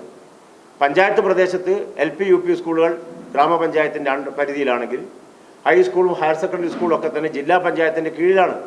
അവിടെയുള്ള വരുമാനം അവിടേക്കാണ് പോകേണ്ടത്. അവിടെ വേണ്ടത് പ്രവൃത്തി ചെലവഴിക്കേണ്ടത് ജില്ലാ പഞ്ചായത്താണ് പ്രോജക്റ്റ് ഉണ്ടാക്കി ചെയ്യേണ്ടത്. എന്നാൽ അവിടെ വരുന്ന വരുമാനം മുഴുവൻ അവിടെ ഒരു കടലാസ് സംഘടന, ഒരു ട്രസ്റ്റ് ഉണ്ടാക്കി, ഒരു സൊസൈറ്റി ഉണ്ടാക്കി, മുദ്ര പദ്ധതി എന്ന പേര് സൊസൈറ്റി ഉണ്ടാക്കി. ആ പണം മുഴുവൻ അതിലേക്കാണ് പോകുന്നത്. പാർട്ടി നിയോഗിച്ച 5-8 ജീവനക്കാർ, ആ ജീവനക്കാരിൽ അദ്ദേഹത്തിൻ്റെ അനുജൻ്റെ ഭാര്യയുടെ അമ്മ ഉൾപ്പെടെയുണ്ട്. KK രാഗേഷിൻ്റെ അനുജൻ്റെ ഭാര്യയുടെ അമ്മയെ ഉൾപ്പെടെ അവിടെ ജോലിക്ക് വെച്ചിട്ട് 8ഓളം ആളുകളെ ജോലിക്ക് വെച്ചിരിക്കുന്നു. എന്നിട്ട് അവർക്ക് ഈ പണത്തിൽ നിന്ന് ശമ്പളം കൊടുക്കുന്നു. എന്ന് വെച്ചാൽ കേരളത്തിലെ ഒരു വിദ്യാഭ്യാസ സ്ഥാപനത്തിലും കേട്ടുകേൾവിയില്ലാത്ത വിധത്തിൽ, പൊതുസ്ഥാപനത്തിൽ കേട്ടുകേൾവിയില്ലാത്ത വിധത്തിലുള്ള കാര്യങ്ങൾ അവിടെ ചെയ്തുകൊണ്ടിരിക്കുന്നു. അതിൻ്റെ പേരിൽ വലിയ അഴിമതി, ആ അഴിമതി നടത്തുന്നത് അദ്ദേഹം നേരിട്ടാണ്. ആ അഴിമതി അദ്ദേഹം നേരിട്ട് നടത്തുന്നത് കൊണ്ട് അതിൻ്റെ പിറകിൽ മറ്റൊരു ചോദ്യം വരാതിരിക്കാൻ വേണ്ടിയിട്ടാണ് അദ്ദേഹത്തിൻ്റെ അനിയൻ്റെ ഭാര്യയെ എല്ലാ ചട്ടങ്ങളും മറികടന്ന് വീണ്ടും പഞ്ചായത്ത് പ്രസിഡൻ്റാക്കാൻ വേണ്ടി ആ ഗ്രാമപഞ്ചായത്തിനെ വനിതാ സംവരണ പഞ്ചായത്തായി വീണ്ടും മാറ്റുകയും ആ പഞ്ചായത്തിലേക്ക് പ്രസിഡൻ്റാകാൻ വേണ്ടി എല്ലാ ചട്ടങ്ങളും മറികടന്ന് അദ്ദേഹത്തിൻ്റെ അനിയൻ്റെ ഭാര്യയെ പാർട്ടി ഗ്രാമത്തിൽ മാത്രമല്ല ആ ജനറൽ സീറ്റിലാണ് മത്സരിക്കുന്നത്, വനിതാ സംവരണ വാർഡിലല്ല. അത്രമാത്രം അനിവാര്യത എന്താണെന്ന് അദ്ദേഹം വെളിപ്പെടുത്തേണ്ടതുണ്ട്. അപ്പോൾ ജനറൽ സീറ്റിൽ കൊണ്ടുപോയി നിർത്തിയിട്ട് അത് അപ്പോൾ എല്ലാ പാർട്ടി സഖാക്കന്മാരും ഇതിനെ അനുകൂലിക്കണമെന്നില്ല, അത് എതിർത്തു. അത് അവിടെയുള്ള ബ്ലോക്ക് ഡിവിഷൻ ഉൾപ്പെടെയുള്ളത് നമ്മളാണ് ജയിച്ചത്, UDF ആണ് ജയിച്ചത്. അപ്പം നമ്മൾ മനസ്സിലാക്കേണ്ടത് ഇതൊക്കെ വെച്ചുകൊണ്ട് നേരിട്ട് അഴിമതി നടത്താൻ വേണ്ടിയിട്ടാണ്. ഇപ്പോഴും ആ മുദ്ര സൊസൈറ്റി, അദ്ദേഹം പാർലമെൻറ്റ് അംഗമായിരുന്നപ്പോഴാണ് ആ സൊസൈറ്റി രൂപീകരിച്ചതും സർക്കാരിൻ്റെ അതിന് അംഗീകാരം വാങ്ങിയതും. എന്നാൽ അദ്ദേഹം അംഗമല്ലാതായി, രാജ്യസഭ അംഗമല്ലാതിരുന്നിട്ടും ഇപ്പോഴും ഒരു ഉത്തരവിലൂടെ അദ്ദേഹം ആ സ്ഥാനത്ത് തുടരുകയാണ്. അത് ഏറ്റവും വലിയ അഴിമതിയാണത്. നിങ്ങൾ അന്വേഷിക്കണം, ആരോപണമല്ല, വസ്തുതയാണ്. അപ്പം അതിൻ്റെയൊക്കെ പിറകിൽ വാങ്ങിയെടുക്കുന്ന കോടികൾ പോക്കറ്റിലാക്കാൻ വേണ്ടി അദ്ദേഹം ബോധപൂർവം നടത്തുന്ന ശ്രമങ്ങളാണ് എന്ന് കൃത്യമായ ധാരണയോടെ ഞാനിവിടെ പറയുകയാണ്. അപ്പം അതുകൊണ്ട് ഞങ്ങൾക്കെതിരെ ആരോപണങ്ങളൊക്കെ ഉന്നയിച്ചാൽ അദ്ദേഹത്തിനെതിരെയുള്ളവ മൂടിക്കെട്ടാം എന്ന് ധരിക്കരുത്. അദ്ദേഹത്തിൻ്റെ അത്തരം പ്രവർത്തികളെ ആ പ്രദേശത്തുള്ള പാർട്ടിക്കാർ പോലും അംഗീകരിക്കുന്നില്ല എന്നുള്ളതിൻ്റെ തെളിവാണ് പാർട്ടി ഗ്രാമത്തിൽ അദ്ദേഹത്തിൻ്റെ വീടിരിക്കുന്ന സ്ഥലത്ത് അദ്ദേഹത്തിൻ്റെ സ്വന്തം സഹോദരൻ്റെ ഭാര്യയെ പാർട്ടിക്കാർ തന്നെ പരാജയപ്പെടുത്തിയത് എന്ന് നമ്മൾ കാണുന്നു. അതുകൊണ്ട് ഇതൊക്കെ ഒരു പ്രധാനപ്പെട്ട വിഷയമായിട്ട് തന്നെ മാധ്യമങ്ങൾ കാണേണ്ടതുണ്ട്, ജനങ്ങൾ അറിയേണ്ടതുണ്ട് എന്നുള്ളതുകൊണ്ടാണ് ആ വിഷയം ഉൾപ്പെടെ നിങ്ങളുടെ മുമ്പാകെ ഞാൻ പറയുന്നത്. ഈ തെരഞ്ഞെടുപ്പിൽ എനിക്ക് പാഷാണം വർക്കിയുടെ പരിപാടി എടുത്തു. ശരിക്ക് BJPയെ സഹായിച്ചുകൊണ്ട് കോൺഗ്രസിനെ തോൽപ്പിക്കാൻ ശ്രമിച്ചു, SDPയെ സഹായിച്ചുകൊണ്ട് ലീഗിനെ തോൽപ്പിക്കാൻ ശ്രമിച്ചു. അറക്കൽപാടിൽ കഴിഞ്ഞ വർഷം SDPക്ക് CPMന് 915 വോട്ടുണ്ടായിരുന്നു. അത് 315 വോട്ടായി ചുരുങ്ങി. അവർ SDPക്ക് വോട്ട് ചെയ്ത് CPM മറിച്ചു SDPക്ക് വോട്ട്. കൃത്യമായി SDPയുമായി പല സ്ഥലത്തും തെരഞ്ഞെടുപ്പ് ധാരണയുണ്ടാക്കി മുസ്ലിം ലീഗിന്റെ അംഗത്തെ കുറക്കാനുള്ള വ്യാപകമായ ഒരു ശ്രമം നടത്തിയിട്ടുള്ളത്. BJPയെ സഹായിച്ച് കോൺഗ്രസിന്റെ അംഗത്വം കുറക്കാൻ ശ്രമിച്ചു. പക്ഷേ CPM കണ്ണൂർ കോർപ്പറേഷനകത്ത് വളരെ ചുരുങ്ങിയെന്ന് മാത്രമല്ല, 15ആയി ചുരുങ്ങിയെന്ന് മാത്രമല്ല, ഒരു പ്രതിപക്ഷമായി തുടരാൻ പോലും അർഹതയില്ലാത്ത രീതിയിൽ തകർന്നിരിക്കുന്നു CPM. അതിൻ്റെ പിറകിൽ അതിൻ്റെ പരാജയത്തിൻ്റെ പൂർണ്ണ ഉത്തരവാദിത്വം ജില്ലാ CPMന്റെ സെക്രട്ടറി KK രാഗേഷിനാണ്. KK രാഗേഷ് വളരെ പുകമറ സൃഷ്ടിച്ചുകൊണ്ട് ഈ കോർപ്പറേഷൻ പിടിച്ചടക്കുമെന്ന് പറഞ്ഞിരുന്നു. അദ്ദേഹത്തിൻ്റെ പഞ്ചായത്തിന് അദ്ദേഹത്തിൻ്റെ Thalamunda division, block division UDF ആണ് ജയിച്ചത്. അതുപോലെ തന്നെ മയിൽ ഡിവിഷൻ, ആ തലമുണ്ടയിൽ നിന്നൊക്കെ എത്ര വോട്ടാണ് മയിൽ ഡിവിഷന്റെ UDFന്റെ സ്ഥാനാർത്ഥിക്ക് മോഹന് കിട്ടിയത്? അവിടെയുള്ള CPM പ്രവർത്തകരൊക്കെ തിരിഞ്ഞുകുത്തിയ CPM ജില്ലാ സെക്രട്ടറിയുടെ ധാർഷ്ട്യത്തിന്റെ ഫലമായി അവിടുത്തെ CPM-ന്റെ പ്രവർത്തകന്മാർ CPM-നെതിരായിട്ടാണ് വോട്ട് ചെയ്തത്. അതുകൊണ്ടാണ് തലമുണ്ട ബ്ലോക്ക് ഡിവിഷൻ നമുക്ക് കിട്ടിയത്. പാറോത്തഞ്ചാൽ ഡിവിഷൻ അദ്ദേഹത്തിന്റെ അനുജന്റെ ഭാര്യ മത്സരിച്ച ആ ഡിവിഷൻ ജനറൽ ബാഡി സ്വന്തം അനുജന്റെ ഭാര്യ മത്സരിപ്പിച്ച് അവിടെ ദയനീയമായി CPM പ്രവർത്തകരടക്കം വോട്ട് മറിച്ച് ചെയ്തുകൊണ്ടാണ് ഐക്യ ജനാധിപത്യ മുന്നണി വിജയിപ്പിച്ചത്. ഐക്യ ജനാധിപത്യ അഷ്റഫ് എന്ന് പറയുന്ന UDF-ന്റെ പ്രിയപ്പെട്ട കഴിഞ്ഞ പഞ്ചായത്തിലുള്ള ജനപ്രതിനിധിയാണ് മഹാഭൂരിപക്ഷത്തിൽ വിജയിപ്പിച്ചത്. എനിക്കൊരു കാര്യം പറയാനുള്ളത്, കഴിഞ്ഞ 5 വർഷക്കാലത്തെ നടത്തിയ വികസന പ്രവർത്തനങ്ങൾക്കുള്ള തിളക്കമാർന്ന ഒരു അംഗീകാരമാണ് കണ്ണൂരിലെ പൗരാവലി, അങ്ങനെ തന്നെ പറയാൻ ആഗ്രഹിക്കുന്നത്. മനസ്സറിഞ്ഞ് നമുക്ക് നൽകിയിട്ടുള്ള ഈ വിജയം അത് വലിയ ഉത്തരവാദിത്തത്തോടു കൂടിയാണ് UDF അതിനെ കാണുന്നത്. അതിൻ്റെ തുടർച്ച വളരെ ഭംഗിയായി മുന്നോട്ട് കൊണ്ടുപോകാനുള്ള അശ്രാന്തമായ പരിശ്രമം നമ്മുടെ ഭാഗത്തുനിന്നുണ്ടാകും.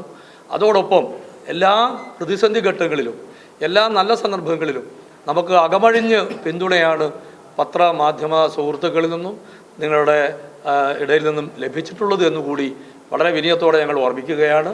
തുടർന്ന് അങ്ങോട്ടും നിങ്ങളുടെ എല്ലാ സഹകരണം ഉണ്ടാകണം. ആ 5 വർഷക്കാലം ഞങ്ങളെ കാത്തതിനും ഞങ്ങളോട് ഈ ഇഷ്ടം കാണിച്ചതിനും മാധ്യമങ്ങളോടുള്ള പ്രത്യേകമായ നന്ദി കൂടി ഈ സന്ദർഭത്തിൽ വിമർശനങ്ങൾ തിരുത്താനുള്ള അവസരമാണ് ചിലത് ചൂണ്ടിക്കാണിച്ചിട്ടുണ്ട്. ആ ചൂണ്ടിക്കാണിക്കുക ഒക്കെ തന്നെ ഗൗരവപൂർവ്വം ഞങ്ങളത് കാണുകയും അതിന് പരിഹാരം ഉണ്ടാക്കുകയും ചെയ്തിട്ടുണ്ട്. അപ്പോൾ ആ ഇടപെടലൊക്കെ ഉണ്ട്. അത് നമ്മൾ പോസിറ്റീവായിട്ട് മാത്രമേ എടുത്തിട്ടുള്ളൂ. തുടർന്ന് അങ്ങോട്ടുള്ള പ്രവർത്തനങ്ങളിൽ ഞങ്ങളിപ്പോൾ വീണ്ടും നല്ല ശക്തമായ ജനവിധി നമുക്ക് അനുകൂലമായി വന്നു. 5 വർഷം കണ്ണൂരിൽ നമുക്കറിയാം, എല്ലാവരും താരതമ്യം ചെയ്യുന്നത് തിരുവനന്തപുരത്ത് നോക്കൂ, കൊച്ചി നോക്കൂ എന്നൊക്കെ പറഞ്ഞു, കോഴിക്കോട് നോക്കാം. അതൊക്കെ സ്മാർട്ട് സിറ്റിയാണ്. ഓരോ വർഷവും കേന്ദ്ര ഗവൺമെൻറ് കിട്ടുന്ന കോടിക്കണക്കിന് ഫണ്ടാണ്. ഇത് നമ്മൾ ഏറ്റവും ശിശുവാണ്, ഏറ്റവും ചെറിയ ഒരു കുട്ടിയാണ് കണ്ണൂർ കോർപ്പറേഷൻ. ഫണ്ടുകളില്ല. സർക്കാർ ചെയ്യുന്ന ഓരോ പ്രവൃത്തിയും നമ്മുടെ പ്രവർത്തനങ്ങളെ തടസ്സപ്പെടുന്ന വിധത്തിലാണ്. ആ പരിമിതികൾക്കുള്ളിൽ നിന്നുകൊണ്ട് ഉള്ള റിസോഴ്സസ് ഉപയോഗിച്ച് ഏറ്റവും ഭംഗിയായി ചെയ്യാൻ കഴിഞ്ഞിട്ടുണ്ട്. അതേ നിലപാട് തുടരും. ഏറ്റവും പ്രാധാന്യത്തോടെ നഗര സൗന്ദര്യവൽക്കരണത്തിന് പ്രാധാന്യം, മാലിന്യ നിർമ്മാർജ്ജനവുമായി ബന്ധപ്പെട്ട് അത്തരം പ്രവൃത്തികളിൽ ആധുനികവൽക്കരണം ഉൾപ്പെടെയുള്ളവ, അതുപോലെ തന്നെ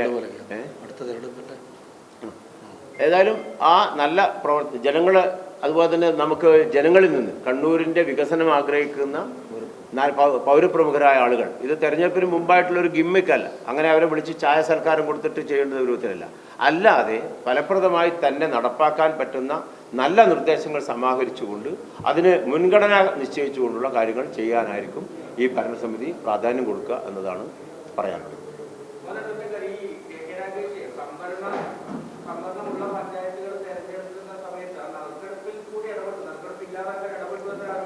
അതായത് ഗ്രാമപഞ്ചായത്ത് പ്രസിഡന്റുമാരെ അതല്ലെങ്കിൽ തദ്ദേശ സ്വയംഭരണ സ്ഥാപന അധ്യക്ഷന്മാരെ നിശ്ചയിക്കുന്നതിന് നറുക്കെടുപ്പില്ല. അതായത് ജില്ലയിൽ ഇപ്പോൾ ഒരു പഞ്ചായത്തിലെ സംവരണ വാർഡുകൾ നിശ്ചയിക്കാൻ അവരുടെ ജനപ്രതിനിധികളെ, ആ പ്രദേശത്തെ രാഷ്ട്രീയ പാർട്ടി പ്രതിനിധികളെ ഉൾപ്പെടെ വിളിച്ച് അവരുടെ മുൻപാകെ വെച്ച് ഓപ്പണായി നറുക്കെടുത്തിട്ടാണ് ഇത് ചെയ്യുന്നത്. എന്നാൽ ഗ്രാമപഞ്ചായത്തിൻ്റെ അധ്യക്ഷന്മാരെ, ബ്ലോക്ക് പഞ്ചായത്തിൻ്റെ അധ്യക്ഷന്മാരെ, മുനിസിപ്പാലിറ്റിയുടെ അധ്യക്ഷന്മാരെ, കോർപ്പറേഷൻ്റെ അധ്യക്ഷന്മാരെ ഒക്കെ നിശ്ചയിക്കുന്നതിന് ഒരു നറുക്കെടുപ്പുമില്ല. അത് തെരഞ്ഞെടുപ്പ് കമ്മീഷനാണ്. ഇത് തെരഞ്ഞെടുപ്പ് കമ്മീഷന് CPM ജില്ലാ സെക്രട്ടറി കൃത്യമായ ധാരണയോടെ കൊടുത്ത നിർദ്ദേശത്തിൻ്റെ അടിസ്ഥാനത്തിൽ മാത്രമാണ് മുണ്ടേരി ഗ്രാമപഞ്ചായത്ത് ആ നിലയിൽ വനിതാ സംവരണമായിട്ട് വീണ്ടും തുടർന്നത്. നിങ്ങളെല്ലാം കൂട്ടി വായിച്ചാൽ മതി. നിങ്ങളൊന്ന് മാത്രമല്ല, ഒരാരോപണമല്ല, ഒരുപാട് കാര്യങ്ങൾ ഞാൻ പറഞ്ഞു. അവ മുഴുവൻ നിങ്ങൾ കൂട്ടി വായിക്കൂ. 1, പാർട്ടിയുടെ തത്വങ്ങൾ മാറ്റിവെക്കുന്നു. 2 തവണ മാത്രം മത്സരിച്ചാൽ മതി എന്ന പാർട്ടി തീരുമാനത്തെ മാറ്റി 3ാമത്തെ തവണ സീറ്റ് കൊടുക്കുന്നു. ആ കൊടുക്കുമ്പോഴും പറ്റിയ സീറ്റില്ലാതെ വന്നപ്പോൾ ജനറൽ സീറ്റിൽ കൊണ്ടുപോയി അദ്ദേഹം മത്സരിപ്പിക്കുന്നു. പഞ്ചായത്തിനെ വനിതാ സംവരണ പഞ്ചായത്തായിട്ട് തന്നെ നിലനിർത്തുന്നു. ഇതൊക്കെ ചൂണ്ടുന്നത് നമ്മൾ അപ്പുറത്തേക്ക് മുണ്ടേരി ഗവൺമെൻറ് ഹയർ സെക്കൻഡറി സ്കൂളിലെ മുദ്ര പദ്ധതിയുമായി ബന്ധപ്പെട്ട, അതിനകത്ത് കാര്യക്ഷമമായി ഇടപെടാൻ പറ്റുന്ന ഒരാൾ പഞ്ചായത്ത് പ്രസിഡന്റ് സ്ഥാനത്തേക്ക് വന്നാൽ സ്വന്തം പാർട്ടിക്കാരായാൽ പോലും ചില കാര്യങ്ങൾ പുറത്തു വരുമെന്ന് വരുന്ന അതുകൊണ്ടാണ് പഞ്ചായത്ത്, അതിലൊരു സൊസൈറ്റി ഉണ്ട്. ആ സൊസൈറ്റിയുടെ ചെയർമാൻ അദ്ദേഹമാണ്. അതിൻ്റെ കൺവീനർ ആ പ്രദേശത്തുള്ള ഒരു പാർട്ടി സഖാവാണ്. ഉത്തരവാദപ്പെട്ട സംവിധാനത്തിലുള്ളതല്ല. പഞ്ചായത്ത് പ്രസിഡന്റ് റോളില്ല. പക്ഷെ ഒരാൾ മാറി വന്നാൽ സ്വാഭാവികമായും അതിനകത്ത് ചോദ്യങ്ങൾ ഉന്നയിക്കും. ജില്ലാ പഞ്ചായത്ത് ഇടപെടേണ്ട വിഷയമാണ്. അവിടെ മുദ്രാ സൊസൈറ്റിയിൽ അല്ലെങ്കിൽ അവിടെ സ്കൂൾ ഓഡിറ്റോറിയത്തിൽ മറ്റൊക്കെ വരുമാനമുണ്ടായാൽ ആ വരുമാനം പോകേണ്ടത് ജില്ലാ പഞ്ചായത്തിലേക്കാണ്. നമ്മളിപ്പോൾ മുനിസിപ്പൽ സ്കൂളിലേക്ക് കോർപ്പറേഷൻ ഫണ്ട് ചെലവഴിച്ച് നിർമ്മിച്ചാൽ അവിടെ എന്തെങ്കിലും ഒരു വിഷയം വന്നു കഴിഞ്ഞാൽ അതിൻ്റെ ഫണ്ട് കോർപ്പറേഷനാണ് അടക്കുന്നത്. അപ്പോൾ അതുപോലെ ചെയ്യാതെ നേരിട്ടൊരു സൊസൈറ്റി ഉണ്ടാക്കി സൊസൈറ്റിയിലേക്ക് പോവുക, സൊസൈറ്റി അത് ചെലവഴിക്കുക, അതിന് കണക്കില്ലാതിരിക്കുക. അതുപോലെ തന്നെ ഈ CSR ഫണ്ടുമായി ചെലവഴിച്ചതിന് ഒരു സ്ഥലത്തും ഒരു ഓഡിറ്റും ഉണ്ടാവില്ല. ആരാണ് ചോദിക്കേണ്ടത്? പക്ഷെ നടപടിക്രമങ്ങൾ പൂർത്തിയാക്കണം. ആ പൂർത്തിയാക്കുന്നതിനോ സർക്കാർ ഉത്തരവ് കൊടുക്കുന്നു. ഏകദേശം ഇത്ര കോടി 5 കോടി രൂപ വരെയുള്ള പ്രവർത്തികൾ ഊരാളുങ്കൽ ലേബർ കോൺട്രാക്ട് സൊസൈറ്റിക്ക് ടെൻഡർ ഇല്ലാതെ കൊടുക്കാൻ വേണ്ടി ഒരു അനുമതി കൊടുക്കുന്നു, സിൽക്കിന് കൊടുക്കുന്നു. അതുപോലെ തന്നെ സ്ഥാപനം, ഇത് ചില കാഡ്കോ കിഡ്കോ എന്നൊക്കെ പറഞ്ഞ ചില സ്ഥാപനങ്ങളുണ്ട്. ഇതൊക്കെ ഒരു ബിനാമി ഇടപാടുകൾ നടത്താൻ വേണ്ടിയിട്ടുള്ള കുറുക്കു വഴികളാണ്. ഇവിടെ ഊരാളുങ്കൽ ലേബർ കോൺട്രാക്ട് സൊസൈറ്റിക്ക് കൊടുത്ത അധികാരത്തെ അങ്ങനെയുള്ള ഇത് കൊടുത്തപ്പോൾ അതിലേക്ക് അവർ ആ വർക്ക് എടുക്കുന്നു. ആ വർക്ക് എടുത്ത് ചെയ്യുന്നത് അവരല്ല, അത് മറ്റുള്ള പ്രാദേശിക ആളുകളെ കൊണ്ട് ചെയ്യിച്ചിട്ട് പണം മാറിയെടുക്കുന്നു, സബ് കോൺട്രാക്ട്. അപ്പോൾ ഇതൊക്കെ കൂട്ടി വായിക്കുമ്പോൾ ഇത് പരസ്പരം ചേരുന്നുണ്ട്. അത് നിങ്ങൾക്ക് മനസ്സിലാക്കാൻ കഴിയും. നിങ്ങൾ അന്വേഷിച്ചോളൂ. എങ്ങനെയാണ് പഞ്ചായത്ത് നറുക്കെടുപ്പാണെന്ന് തെളിയിച്ചാൽ നിങ്ങൾ പറയുന്ന ജോലി എടുക്കാം. നറുക്കെടുപ്പില്ല. അതിനകത്ത് തെരഞ്ഞെടുപ്പ് കമ്മീഷൻ തന്നെ നിശ്ചയിക്കുന്നു. അത് തെരഞ്ഞെടുപ്പ് കമ്മീഷനും നമ്മൾ മനസ്സിലാക്കേണ്ടത്, കേന്ദ്ര തെരഞ്ഞെടുപ്പ് കമ്മീഷനെ കേന്ദ്ര ഗവൺമെൻറ് അവരുടെ ഇംഗിതത്തിന് വേണ്ടി എങ്ങനെയാണോ ഉപയോഗിക്കുന്നത്, അതുപോലെ സംസ്ഥാന തെരഞ്ഞെടുപ്പ് കമ്മീഷനെ പാർട്ടിയുടെ ഇംഗിതത്തിന് വേണ്ടി പാർട്ടിയെ നിയന്ത്രിക്കുന്ന ആളുകൾ ഉപയോഗിച്ചു എന്നതിൻ്റെ തെളിവാണ് ഇവിടെ മുണ്ടേരി ഗ്രാമപഞ്ചായത്തിനെ വീണ്ടും വനിതാ സംവരണ പഞ്ചായത്താക്കി മാറ്റിയത്. ഇത് തന്നെ വരണമല്ലോ. എങ്ങനെ അത് വന്നു പരിശോധിക്കേണ്ട വിഷയമാണ്. പട്ടികശാസ്ത്രീയമാണ്. നമ്മൾ ഈ വോട്ടർ പട്ടികന്റെ കാര്യത്തിൽ വിഷയമുണ്ട്. വോട്ടർ പട്ടിക എന്ന് പറഞ്ഞാൽ ആദ്യഘട്ടം 3-4 തവണ വന്നു. ആദ്യഘട്ടത്തിൽ ഇറങ്ങിയ പട്ടികയിലെ പല പേരുകളും അന്തിമ പട്ടിക വന്നപ്പോൾ ആ പട്ടികയുടെ പേരിന് വന്നില്ല. ഓരോ ചില ഡിവിഷനുകളിൽ 100 വോട്ട് വരെ 100-ലധികം വോട്ട് വരെ അപ്രത്യക്ഷമായിട്ടുണ്ട്. ആ അപ്രത്യക്ഷമായ വോട്ടുകളൊക്കെ തന്നെ UDF-ന് ഞങ്ങൾ തെരഞ്ഞെടുപ്പിന് മുൻപ് അത് പറയണമെന്നത്. പക്ഷെ പറഞ്ഞാൽ ആ സമയത്ത് അവർ കൊടുക്കുന്ന വ്യാഖ്യാനം പരാജയത്തിന് മുന്നോടിയായിട്ട് മുൻകൂർ ജാമ്യം എടുക്കുന്നതാണ്. ഇതൊക്കെ ഉണ്ടായിട്ടുമാണ് ഞങ്ങൾ ചോദിച്ചത്. ആലോചിച്ചാൽ മതി. ഇപ്പോൾ കുന്നാവ് സീറ്റ് 1 വോട്ടിനാണ് നഷ്ടപ്പെട്ടത്. ആലോചിച്ച് നോക്കിയാട്ടെ. തുളിച്ചേരി 30ഓളം വോട്ടിനാണ് വരുന്നത്. തെക്കി ബസാർ 41 വോട്ടിനാണ്. അറക്കൽ 30ഓളം വോട്ടിനാണ്. അപ്പോൾ അങ്ങനെ ഏകദേശം 6-7 സീറ്റുകൾ ശരിയാ 40-ൽ താഴെ 40-40-ൽ താഴെയുമുള്ള വോട്ടുകൾക്ക് നഷ്ടപ്പെട്ടിട്ടുണ്ട്. അപ്പോൾ നമ്മൾ ആലോചിച്ചാൽ മതി. ഇങ്ങനെയുള്ള വോട്ടുകളൊക്കെ തന്നെയും ചൂറ്റിയെടുത്തിട്ട് അത് പട്ടികയിൽ നിന്ന് ഒഴിവാക്കിയിട്ടൊക്കെയാണ് ഈ കുറച്ച് 15 പേരെയെങ്കിലും കട്ടിച്ച് ജയിപ്പിച്ച് നിർത്തുന്നത്. ആ 15 പേര് 1 വോട്ട് കൊണ്ട് ജയിച്ച ആൾ ഉണ്ടെന്ന് ഉറപ്പെടുത്തുന്നു. അത് സാധാരണഗതിയിൽ മേയർ ഉൾപ്പെടെയുള്ള ആളുകൾ തീരുമാനിക്കുന്നത് ജില്ലാ കോൺഗ്രസ് കമ്മിറ്റി നേരിട്ടാണ്. ബാക്കിയുള്ളവർക്ക് പ്രാദേശികമായ സംവിധാനങ്ങൾ വരുമെങ്കിലും ഈ കോൺഗ്രസിൻ്റെ പാർട്ടി തീരുമാനമനുസരിച്ച് ജില്ലാ കോൺഗ്രസ് കമ്മിറ്റിയാണ് ഇത്തരം കാര്യങ്ങളിൽ തീരുമാനമെടുക്കുക. അതിന് KPCC കൃത്യമായ ഒരു മാർഗരേഖയൊക്കെ പുറപ്പെടുവിക്കും. അത് ധൃതി എടുക്കേണ്ട കാര്യമില്ല എന്നുള്ളതാണ്. കാരണം 21-ാം തീയതിയാണ് ഈ തെരഞ്ഞെടുക്കപ്പെട്ട അംഗങ്ങളായിട്ട് സത്യപ്രതിജ്ഞ ചെയ്യുന്നത്. 20-ാം തീയതി വരെ നിലവിലുള്ള അംഗങ്ങൾക്ക് കാലാവധിയുണ്ട്. 21-ാം തീയതിയാണ് സത്യപ്രതിജ്ഞ. അത് കഴിഞ്ഞാൽ 26-ാം തീയതി മാത്രമാണ് മേയർ തെരഞ്ഞെടുപ്പ്. അപ്പം അതിന് മുൻപ് തീരുമാനമെടുത്താൽ മതി. നമുക്ക് കാരണം ഇത് ജനങ്ങളിലേക്ക് ഇറങ്ങി പോകേണ്ടതല്ല. നമ്മുടെ തെരഞ്ഞെടുക്കപ്പെട്ട അംഗങ്ങളുമായിട്ട് ആശയവിനിമയം നടത്തി നേതൃത്വം തീരുമാനമെടുക്കേണ്ടതാണ്. അത് അതിൻ്റെ വഴിക്രമത്തിനനുസരിച്ച് വേറെ ഒരു പ്രയാസവും ഇല്ലാതെ നടത്തിയെടുക്കും എന്നുള്ളത് അറിയിക്കുന്നു.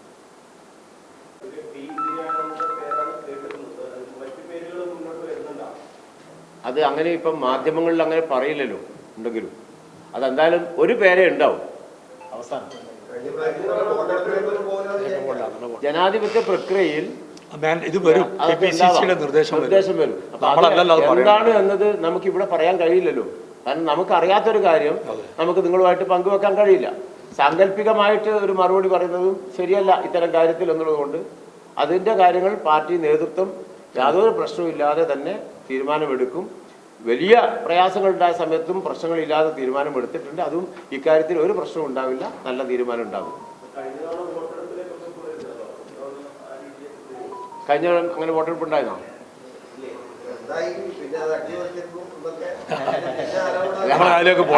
അട്ടിമറിച്ചു എന്ന് പറഞ്ഞ ആള് കഴിഞ്ഞ ദിവസം പറഞ്ഞത് ഈ പിന്നെ പഞ്ഞിക്കയിൽ സാധാരണഗതിയിൽ നമ്മൾ എന്താ പറയണത്, മുൻകൂർ ആയിട്ടൊരു കാര്യം അടിക്കും.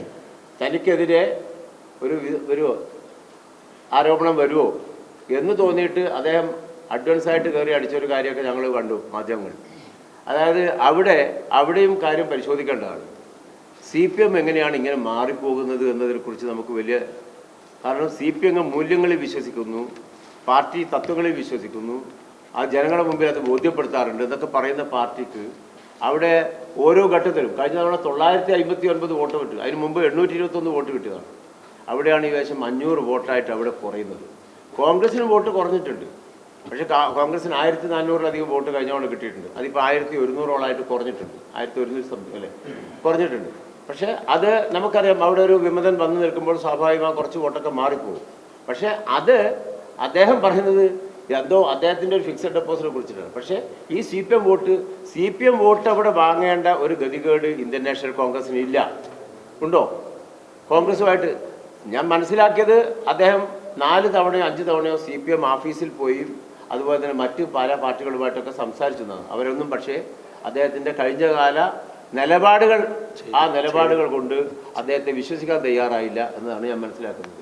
ഏതായാലും ഇപ്പോഴും അദ്ദേഹത്തിൻ്റെ എടുത്ത നിലപാട് എല്ലാവരും ചർച്ച ചെയ്യപ്പെടേണ്ടതാണ്. ആ നിലപാട് എന്ന് പറയുന്നത് അഴിമതിക്കെതിരെയുള്ള പോരാട്ടം തുടരും എന്നുള്ളതാണ്. ആ പോരാട്ടം അദ്ദേഹം തുടരുക തന്നെ വേണം. പക്ഷേ അങ്ങനെ തുടരുമ്പോഴും അദ്ദേഹത്തിൻ്റെ പേരിലേക്ക് ഇനിയും അഴിമതി കേസുകൾ വരാതെ നോക്കേണ്ട ഉത്തരവാദിത്വം കൂടി അദ്ദേഹത്തിന് ഉണ്ട് എന്നുള്ളതാണ്. ആദ്യത്തെ ഭരണസമിതിയിൽ അദ്ദേഹം ഡെപ്യൂട്ടി മേയറായി പ്രവർത്തിച്ച ഒരാളാണ്. ആ പ്രവർത്തിച്ച കാലഘട്ടത്തിലെ വരവും ചെലവും ഒക്കെ നോക്കിയിട്ടാണ് കേരളത്തിലെ വിജിലൻസ് അന്വേഷണം നടത്തി അദ്ദേഹത്തിൻ്റെ പേരിൽ. കേരളത്തിൽ ഈ 10 വർഷത്തിൻ്റെ കാലാവധിക്കുള്ളിൽ എനിക്കൊന്ന് കേരളത്തിൽ ആകെ തദ്ദേശ സ്വയംഭരണ സ്ഥാപനത്തിലെ ജനപ്രതിനിധിക്ക്, പ്രത്യേകിച്ച് കോർപ്പറേഷൻ മേഖലയിൽ ഒരാൾക്ക് മാത്രമാണ് ഇങ്ങനെ ഒരു വിജിലൻസിൻ്റെ കേസ് വന്നിട്ടുള്ളത്. ആ കേസ് കൃത്യമായി അന്വേഷിച്ചിട്ടാണെന്നാണ് ഞാൻ മനസ്സിലാക്കിയത്. ആ കേസ് അദ്ദേഹത്തിനെതിരെയാണ്. ആ കേസും വെച്ചിട്ടാണ് അദ്ദേഹം ഇപ്പോഴും ബാക്കിയുള്ള ആളുകൾക്കെതിരെ അഴിമതി ആരോപണവും അതുപോലെ തന്നെ CPM കോൺഗ്രസ് ബാന്ധവം എന്നൊക്കെ പറഞ്ഞുകൊണ്ട് ഏതായാലും മുന്നോട്ട് വന്നിട്ടുള്ളത്. അദ്ദേഹം പിടിച്ചു നിൽക്കാൻ വേണ്ടി കളിക്കുന്ന ചെറിയ അഭ്യാസ പ്രകടനമായിട്ട് നമുക്കതിനെ കാണാൻ വേണ്ടി പറ്റും എന്നാ ചോദിക്കും.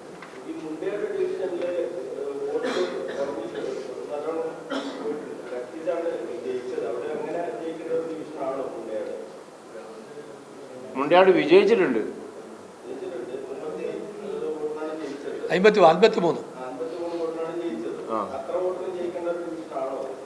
വ്യത്യാസം ഉണ്ടാവാം, അത് പരിശോധിക്കാമല്ലോ, അത് പരിശോധിക്കാം. നമ്മളേതായാലും ജയിച്ചിട്ടുണ്ട്. കൊറ്റാളി ഡിവിഷനെ കുറിച്ച് ചോദിക്കണം നിങ്ങൾ.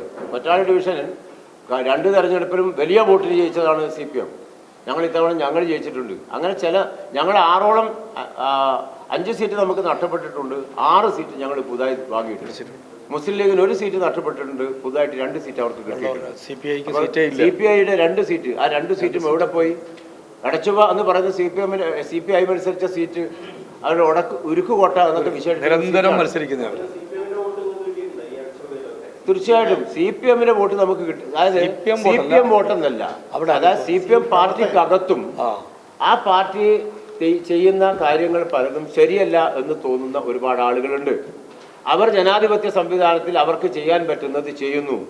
അത് പ്രകടമായി നമ്മൾ ഏറ്റവും കൂടുതൽ കണ്ടത് കഴിഞ്ഞ പാർലമെന്റ് തെരഞ്ഞെടുപ്പിലാണ്. ആ പാർലമെന്റ് തെരഞ്ഞെടുപ്പിൽ കണ്ടത് എന്താണോ അതിനൊരു ആവർത്തനമായിട്ട് വേണമെങ്കിൽ ഇത് കാണാം. ഇതിൻ്റെ വീണ്ടുമുള്ള ഒരു ആവർത്തനം, ഇതിനേക്കാളും ഭീകരമായ രൂപത്തിൽ തന്നെ ജനങ്ങൾ അവരുടെ എല്ലാ മനസ്സുകൊണ്ട് അറിഞ്ഞുകൊണ്ട് സമ്മതിദാനാവകാശം വിനിയോഗിക്കുന്ന തെരഞ്ഞെടുപ്പ് 4 മാസം കഴിയുമ്പോൾ വരാൻ പോകുന്നു. അപ്പോൾ ആ തെരഞ്ഞെടുപ്പിനെയാണ് എല്ലാവരും കാത്തിരിക്കുന്നത്. അപ്പോൾ ഇപ്പോഴത്തെ പ്രാദേശികമായ ചില വ്യക്തികളോടുള്ള ഇഷ്ടത്തിൻ്റെ അടിസ്ഥാനത്തിലൊക്കെ ചില മാറ്റങ്ങൾ ഉണ്ടായിട്ടുണ്ടാവാം. അത് ഏറ്റക്കുറച്ചിലുകൾ തദ്ദേശ തെരഞ്ഞെടുപ്പിൽ സ്വാഭാവികമായിട്ടുണ്ടാകുന്നതാണ്. അതെവിടെ ഉണ്ടായിട്ടുണ്ടാവാം. പക്ഷേ പ്രകടമായിട്ട് UDFന് അത് 1-2 മണ്ഡലത്തിലല്ല, കേരളത്തിൽ മൊത്തമായി അലയടിച്ച അനുകൂല തരംഗമാണ്. ആ തരംഗം CPMന്റെ ദുർഭരണത്തിനെതിരെയുള്ള ജനങ്ങളുടെ വിധിയെടുത്താണ് എന്ന് ആർക്കും വായിച്ചെടുക്കാൻ വേണ്ടി കഴിയും. എളയാവൂർ നോർത്ത് അതിന് ഉദാഹരണമാണ്. മനോജ്, എളയാവൂർ നോർത്ത് എടച്ചോ പോലെ പ്രധാനപ്പെട്ടതാണ് എളയാവൂർ നോർത്ത്. അവിടെയും CPMന് പരാജയം മാത്രമല്ല, അതിഭീകരമായ പരാജയം.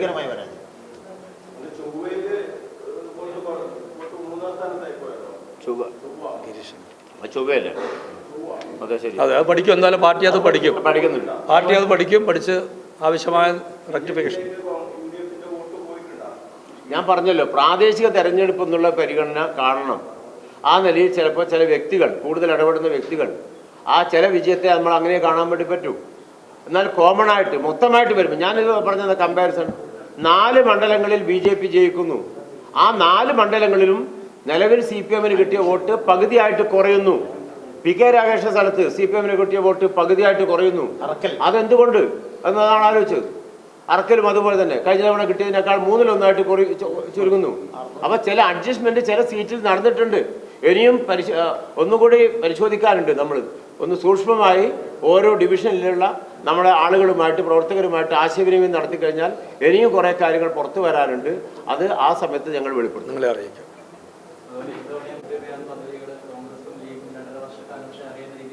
അതൊക്കെ പാർട്ടി നേതൃത്വം പറയുന്നത്. ഞങ്ങൾ ഇതുമായി ബന്ധപ്പെട്ട് ഇപ്പോഴും പറയുന്നത് ഇതിന്റെ തെരഞ്ഞെടുപ്പ് നിയന്ത്രിക്കുന്നതിന് വേണ്ടിയിട്ട് UDF തലത്തിൽ ഒരു തെരഞ്ഞെടുപ്പ് കമ്മിറ്റി രൂപീകരിച്ചിട്ടുണ്ട്. ആ കമ്മിറ്റി തെരഞ്ഞെടുപ്പ് കഴിഞ്ഞതിന് ശേഷം അതിന്റെ വിജയങ്ങളും അതുണ്ടായിരുന്ന നേട്ടങ്ങളും ചില കാര്യങ്ങൾ തെരഞ്ഞെടുപ്പിന് മുൻപുണ്ടായിരുന്ന പ്രചരണത്തെ സംബന്ധിച്ചും ആ പ്രചരണത്തെ മറികടക്കാൻ നമുക്ക് കഴിഞ്ഞ കാര്യങ്ങളും അതിന്റെ ജനങ്ങൾ അതിൽ ഞങ്ങളിൽ അർപ്പിച്ച വിശ്വാസത്തെക്കുറിച്ചൊക്കെ ഉള്ള ഒരു കാര്യങ്ങൾ ബ്രീഫിംഗ് ആണ്.